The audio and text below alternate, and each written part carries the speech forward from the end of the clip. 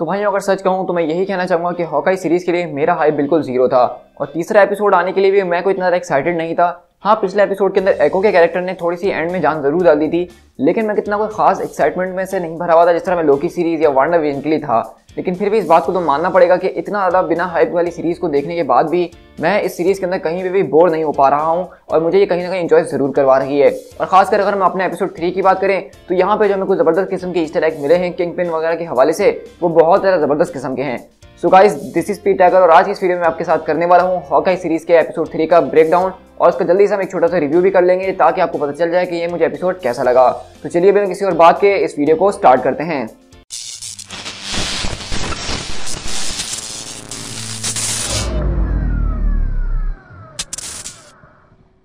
तो सबसे पहले अगर आपने एपिसोड की शुरुआत करते हैं तो हमारी कहानी शुरू होती है यहाँ पे एको के साथ, यानी कि हम यहाँ पे एको का पूरा बचपन देखते हैं। और सच कहूँ जो पूरी की पूरी सीक्वेंस हमें दिखाई थी, जो वो स्कूल के अंदर बैठ के बच्चों को देख रही होती है कि किस तरह से अलग अलग बच्चे अलग अलग चीज़ें परफॉर्म कर सकते हैं, वो सुन सकते हैं, वो बोल सकते हैं, लेकिन एको वो चीज़ें नहीं कर सकती है। तो बेसिकली ये बिल्कुल इसकी सेम कॉमिक बुक से लिया गया है जहाँ पे हमें एको का first time comic book origin दिया गया था और उसके अंदर हमने इसी तरीके से देखा था कि किस तरह से एको के पास एक फोटोग्राफिक मेमोरी होती है, यानी कि वो जिसको जो कुछ भी करते हुए देखती है टास्क मास्टर की तरह, तो वो उसको सीख जाती है फौरन से। और इसी तरह हमने उसी कॉमिक बुक के अंदर देखा था कि किस तरह से वो एक पियानो आर्टिस्ट को पियानो बजाते हुए देखती है तो वो अगले पल आके फौरन से उसी पियानो ट्यून को दोबारा से बजा लेती है।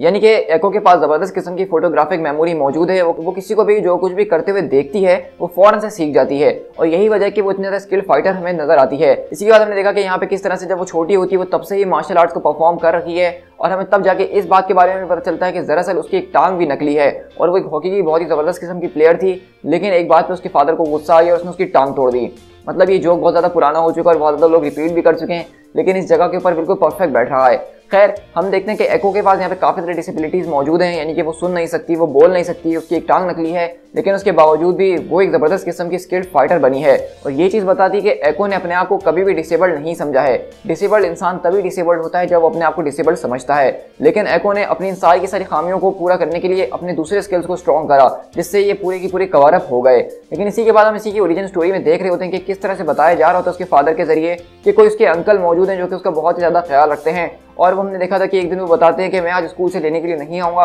लेकिन तुम्हारे वो अंकल तुम्हें लेने के लिए आएंगे। और हम देखते हैं कि वहीं पे फिर हमें उन अंकल को टीज किया जा रहा होता है और वहीं पे हम देखते हैं कि एक आदमी आके उस बच्ची के गालों पे हाथ लगाता है और उसके सूट वूट से तो आप समझ ही चुके होंगे कि ये कौन है। मतलब किंगपिन के अलावा ये और हो भी कौन सकता है। और इस पूरी की पूरी सीरीज के अंदर किंगपिन के रूमर्स बहुत ही ज़्यादा स्ट्रॉन्ग आ रहे हैं। इसके अलावा हम आगे चल के देखें तो हमने देखा कि किस तरह से वो देखती है कि जब वो बड़ी हो चुकी होती है तो उसके फादर भी जो है वो ट्रैक सूट माफिया के लिए ही काम करते हैं, तो उसी की पूरी गैंग को आकर रॉनिन खत्म कर देता है। तो उस वक्त एको ने इस बात की शायद कसम खा ली थी अपने अंदर ही अंदर, क्योंकि वो बोल तो सकती नहीं है, कि वो जो है अपने बाप के मौत का बदला जरूर लेगी और इसीलिए ट्रैक सूट माफिया जो है रॉनिन के पीछे लगा हुआ था। अब इसी के बाद हम यहाँ से प्रेजेंट डे के अंदर शिफ्ट हो तो हम देखते हैं कि यहाँ पे हॉकाई और केट बिशप को दोनों को बैठा के झूले के ऊपर झूले झुलाए जा रहे हैं और ट्रैक सूट माफिया वाले फुल अपने एंटरटेनमेंट उनसे ले रहे हैं सिक्के घुसे के उस झूले के अंदर। तो ये काफी ज्यादा मजेदार सीन था जहाँ पे ट्रैक सूट माफिया की जो डायनेमिक है हॉकाई के साथ वो मुझे बहुत ज्यादा पसंद आई। लेकिन हम देखते हैं कि तभी उनके लीडर यानी कि एको जो है वो यहाँ पे आती है और उनसे पूछताछ करना शुरू करती है। और इसी तरह हम देखते हैं कि जब यहाँ पे एको हॉकाई के पास आती है तो उसकी कान में लगा हुआ आला को देख के यानी कि इयरिंग 8 को देख के वो समझती है कि ये भी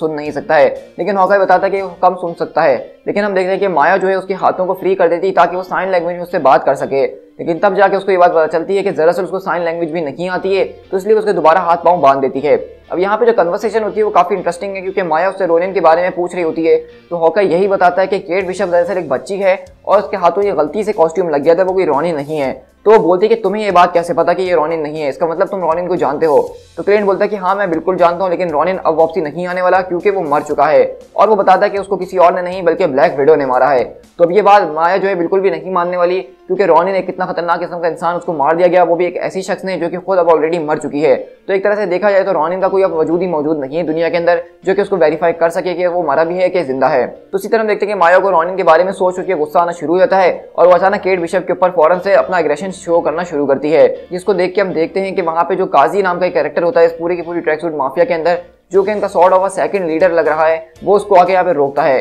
अब मैं आपको थोड़ा सा बताना चाहूंगा कि ये जो काजी का कैरेक्टर है कॉमिक बुक सीरीज के अंदर हॉकाई वाली, यही सेम कैरेक्टर मौजूद होता है और ये अपने आप को क्लाउन के नाम से बुलाता है। अगर आप इसकी यहाँ पे पिक्चर देख रहे होंगे तो आपको देखने में बिल्कुल जोकर टाइप का कैरेक्टर लग ही रहा होगा। तो मुझे लगता है कि सीरीज के अंदर भी इसके फेस के साथ कुछ ना कुछ गड़बड़ जरूर होगी और इसके दिमाग के एक आध स्क्रू जरूर गिर जाएंगे और उसके बाद ये भी इसी तरह का कैरेक्टर बन जाएगा। लेकिन इसी के बाद हम देखते हैं कि यहाँ से हॉकाई जो है अपनी जबरदस्त किस्म की ट्रिक्स का इस्तेमाल करता है और वहां से अपने हाथ पांव छुड़वा के भागना शुरू करता है और सबसे पहले जाके वो अपने बो एंड एरो को लेता है। अब यहाँ पे हमें जो है क्लिंट बार्टन और मोया लोपेज के दरमियान जबरदस्त किस्म की जबरदस्त फाइट को भी देखने को मिलता है, जब हमने हॉकाई को देखा कि किस तरह से वो अपने तीर के साथ वही शानदार जबरदस्त किस्म की ट्रिक शॉट्स ले रहा होता है जिसकी हम दी एवेंजर्स मूवी से ही फैन हो चुके थे। और हम देखते हैं कि इस तरह हॉकाई वहां पे सबको निपटाने के बाद केट बिशप को भी वहां से छुड़वाता है और एक पुराने जमाने की गाड़ी लेके भागना शुरू करता है। लेकिन इसी तरह हम देखते हैं कि यहाँ पे हमारे पास वही सेम सीन आता है जो हमने ट्रेलर के अंदर देखा था, जिस तरह हम देखते हैं कि यहाँ पे सारे के सारे लोग ट्रैक सूट माफिया के उसका पीछा करना शुरू करते हैं और क्लिंट बार्टन अपने एरोस केट बिशप को दे देता है ताकि वो उनको रोक सके। और यहीं पर हम देखते हैं कि किस तरह से कि बताता है कि हॉकाई के इसके पास कितने खतरनाक किस्म के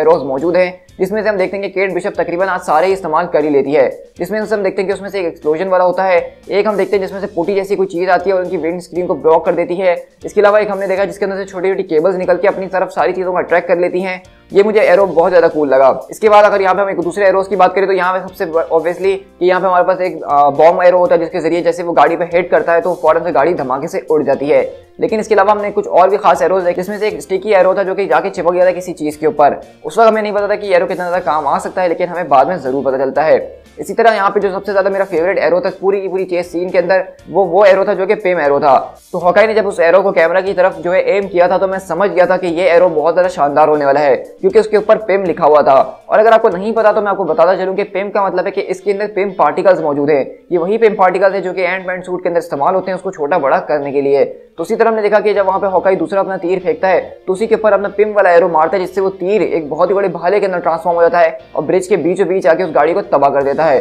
तो ये एरो मेरे हिसाब से सबसे ज्यादा कूलेस्ट एरो था जो कि हमने आज तक हॉकाई की सारे के सारे एरोज में देखा है। तो इसी के बाद हमने खैर देखा कि यहाँ से हॉकाई और केट बिशप अपनी जान बचाते हुए अपने रास्ते अलग हो जाते हैं। उसी तरह हम अगर दूसरी तरफ काजी और माया लोपेज की तरफ शिफ्ट हो, जहां पे वो अपना ये घर छोड़ के कहीं और जा रहे हैं दूसरा ठिकाना ढूंढने के लिए, तो काजी बताता है कि इस बात से तुम्हारे अंकल बिल्कुल भी खुश नहीं होंगे क्योंकि उनके काम करने का तरीका ये नहीं है। तो अब हमें इस पूरी की पूरी सीरीज के अंदर ये अंकल का लफ्ज जो है बार बार सुनाई दिया गया है। हम इस बात को समझ रहे हैं कि माया लोपेज जो है इनकी मेन बॉस नहीं है, बल्कि वो भी किसी और के अंडर काम करती है। और वो जो मेन बॉस है उसके बारे में हॉकाई ने ये बोला है कि वो एक ऐसा इंसान है जिससे मैं पंगा लेना नहीं चाहूंगा। वो एक बहुत ही खतरनाक इंसान है और अपने बिजनेस को चलाने के लिए वो किसी भी हद तक जा सकता है। और अगर आप सबने डेयरडेविल की सीरीज को देखा है, विल्सन फिस्क का कैरेक्टर यानी कि किंगपिन को देखा है, तो आप सब जानते हैं कि वो अपने बिजनेस को चलाने के लिए किसी भी हद तक जा सकता है, अपने ही घर वालों को मार सकता है या अपने ही पड़ोसी को भी खत्म कर सकता है। लेकिन उसके लिए सबसे बड़ी बात उसका बिजनेस होता है कि वो खराब नहीं होना चाहिए। तो इन सारे के सारे टीज को और रेफरेंसेस को देखते हुए मैं ये जरूर कहना चाहूंगा कि मुझे पूरी उम्मीद है कि यहाँ पे हमें जो है अगले एपिसोड के अंदर किंगपिन के कैरेक्टर को इंट्रोड्यूस करवाया जाने वाला है।